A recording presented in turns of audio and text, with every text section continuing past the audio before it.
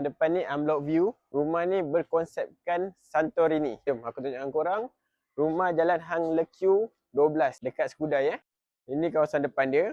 Memang agak cantik. Kawasan parking boleh muat satu parking. Jom kita masuk bahagian dalam. Pintu kayu solid.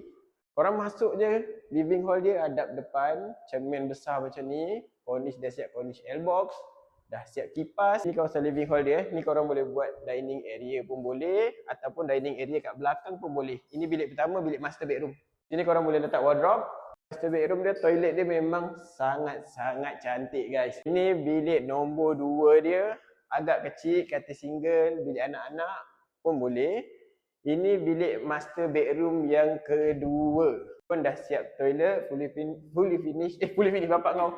Dah toilet. Fully mozaik sampai atas. Okey.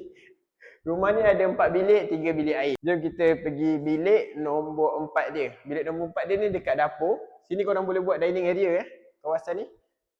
Ini bilik nombor 4 dia. Ini bahagian kitchen area dia. Kitchen area dia dah siap dengan tabletop. Kabinet memang korang kena adjust. Mozaik dah sampai situ. Ada cermin belakang hadap sini. Pintu besi kita bagi pintu belakang. Kawasan laundry area dia. Ini bilik air bahagian luar, toilet rumah sharing. Rumah ni berkeluasan 1540 square feet, bumi lot. Harga dia 598,000 saja. Kalau korang berminat, roger. Ciao.